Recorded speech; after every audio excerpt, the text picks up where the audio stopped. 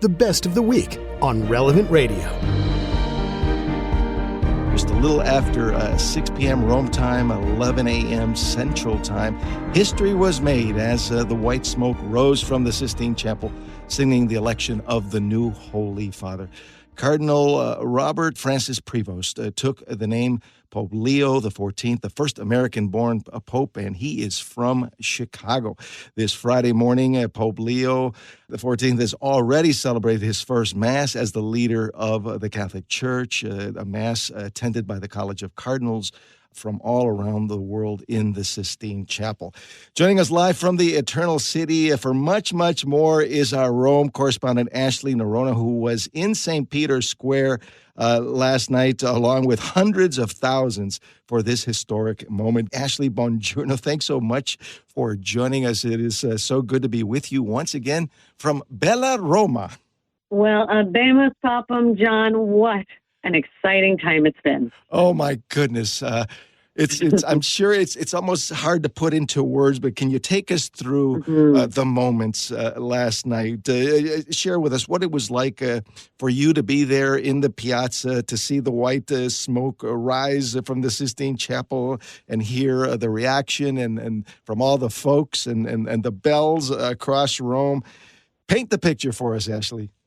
John, it was such a blessing to be there in the square on so many levels, also because the crowds were so thick that to get in through security, people poured all the way down the Via della Conciliazione and on the other side, each side of the Vatican as well, all the way down the street trying to get in, to be there. I was so blessed to be there and be able to see that white smoke start to flow out of the chimney.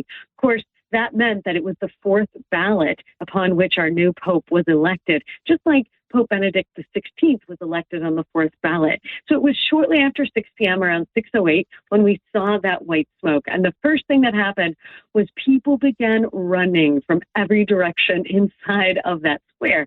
And that's because they wanted to now be as close as possible to see the face of the new Holy Father. But more than that, there was just this incredible joy that, like electricity, went throughout the entire piazza. People began jumping up and down. People embraced tears. There were just people weeping with excitement and emotional joy. And they began shouting, "Viva il Papa!" It was just a wonderful, wonderful moment of unity for our Catholic Church as we saw everyone there united in prayer and united in mission, and as sons and daughters of Christ as we awaited to see our new Holy Father. I was so moved when you joined Drew and Father Rocky yesterday as it was happening with your description of the loggia where the new Holy Father came out and the reminder that he is the successor of the Apostle St. Peter. Praise God, that loggia of benedictions that bears the bas-relief of Matthew 16, 18-19, where Jesus is handing Peter those keys to the kingdom of heaven. And when the Pope stands on that balcony, it's not for nothing. It is because it's that reminder to us of that unbroken line of papal authority from Christ to our new Pope Leo XIV today. And actually just inside of the entranceway into St. Peter's Basilica, so kind of on the wall behind that loggia of benedictions, is Giotto's 700-year-old Navicella, that mosaic of Peter stepping out of the boat. And of course, for those few moments, he was able to walk near Christ until we all know what happened. He took his eyes off Christ. And so here we see the successor of Peter standing on that loggia, reminding us that he has come to now guide the bark, guide the ship, just like Peter had done. And he too, like Peter, is a man. He's a regular sinful man who needs our prayers, John. Ashley, it was so moving. I myself, as a broadcaster and reporter, was nearly brought to tears just watching it on my monitor in my office. And the time that he stood on that loggia, and you could see his eyes welling up, and he was just soaking in the moment, looking out over the crowd. What was it like there on the ground when the people in the piazza heard Pope Leo XIV's first words? Yes. Well, I will tell you that people were captivated.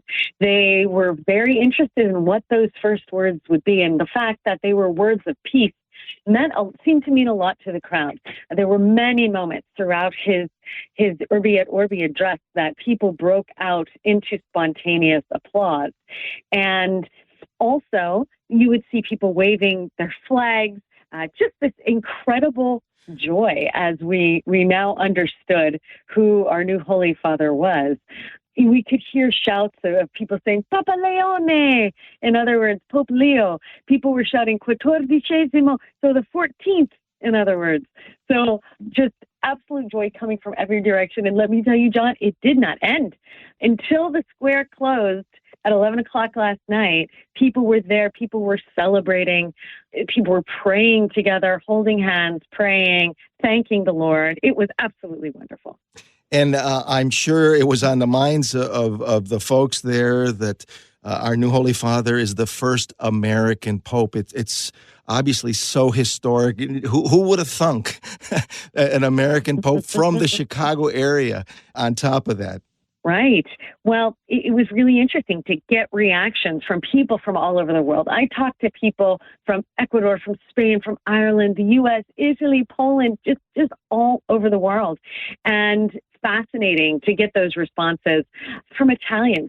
It was really funny because also when I finally did have network again after a couple of hours, I received a lot of congratulations messages from Italians, from Italian friends, which I thought was interesting because it was almost like, yes, it was almost like, we won the World Cup or something. The American team won. So I thought that was just an interesting reaction. I also got crying emojis from Italians.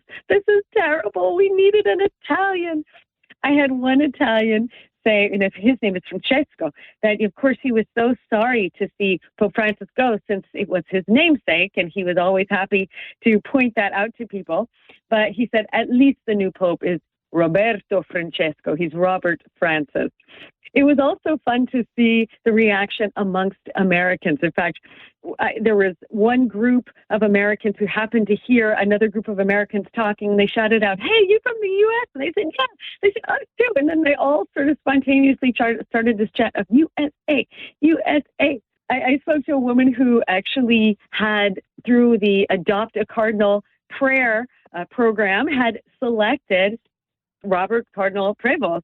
And she said, I prayed for him every day. And she said, now my baby cardinal is Pope. And she was so happy and so proud.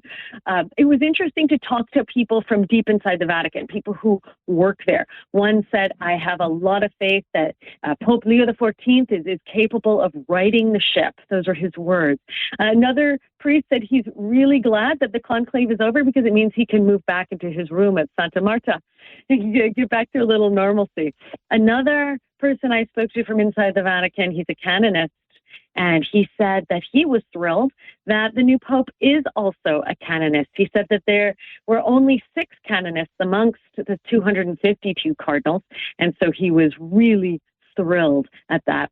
Late at night, probably around 11 o'clock, Osservatore Romano came out with their edition with the Holy Father, the picture of the Holy Father on the front page there. And as they gave out copies, literally a mob formed, and everybody wanted a copy of that paper. And then there was an incident where a couple of guys that were snatching them from people's hands and running. I mean, it was just an incredible scene. And when into the wee hours last night, there was a group from Hawaii that sat in St. Peter's Square and conducted a Bible study. It was just an amazing atmosphere, a familial atmosphere of joy and prayer, John. Well, for those Italians that may have been a little disappointed, no doubt the new Holy Father speaks perfect Italian. His Italian seemed impeccable. He also spoke, of course, in Latin, and he briefly spoke in Espanol, in Spanish. And now it's interesting that he didn't speak in English, and I'm sure that was by choice, although I understand that he spoke in English this morning at his first Mass in the Sistine Chapel. Right. And I agree with you, John. I think it was a strategic move that he wanted to, make sure he used that word of being a bridge builder. And I think that was the main message that he wanted to get across And right now, as people are getting used to a pope who hails from the superpower country of the United States, I think that was probably a good move to showcase, to highlight his internationality. And he speaks other languages as well, French and Latin, and he's very gifted in that. So, yeah, I think these days are going to help us learn a lot more about our new Holy Father. Absolutely. Viva el Papa. Real quick, your take on two things. Number one, the beautiful traditional vestments that he was wearing, and just what that kind of message that sends to the world. It was very interesting because when Pope Leo XIV entered into the Room of Tears after his election, and of course that's the small room right off the Sistine Chapel where the Pope is led after he has accepted and also given his new name. And he gets that name, the Room of Tears, because very often the Pope breaks down and weeps because the emotion of what has just happened starts to set in. Now, in that room are three different white cassocks. So 3 because there's a small, a medium, and a large, and he can choose whichever size would be right for him. But in the meantime, there's also the mozzetta that we saw him wearing, that red cape, as well as the pallium. And we saw, for example, with the election of Pope Francis, that he did not wear those. He chose not to. And his words was that it was the mozzetta was not for him. And so Pope Leo XIV choosing to wear that, we see sort of a nod to tradition, as the popes before that have traditionally done. And I have to tell you, John, what a gift, because I was able to hold that very pallium in my hand that he wore. I had the opportunity to spend time there in the Room of Tears with a friend through the Vatican, and then to hold that very pallium. And what a gift. We only have a couple more minutes. I just wanted to get your thoughts on what the new Holy Father's agenda is going forward. He's already begun today, his first full day as the new pontiff, with that beautiful mass with all the cardinals in the Sistine Chapel. Yeah. Right. So that happened this morning, about 2 hours ago. And then the next time that we get to see him, that the public gets to see him, will be on Sunday at noon. And he is going to lead the Regina Caeli prayer, that, of course, beautiful prayer that we recite during the Easter season, dedicated to Our Lady. And we are not going to see him praying from the Apostolic Palace. That's typically where on Sundays, of course, where we see the Pope lead the Regina Caeli or the Angelus. But instead, he is going to be right back where we saw him last time. He'll be on that central balcony at St. Peter's Basilica, the same place where we first saw him yesterday.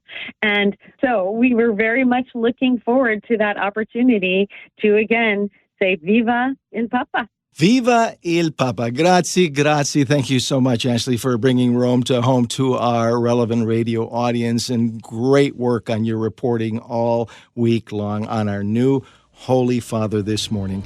Ashley Noronha, our Rome correspondent who joins us every Wednesday from the Eternal City. And, of course, you can listen to her reports on the Relevant Radio app. Just go to Relevant in Rome. This entire episode of Morning Air is on the Relevant Radio app. The Relevant Radio app is completely free and updated daily with fresh articles, podcasts, and prayers. Don't delay. Download the app today, and thanks for listening.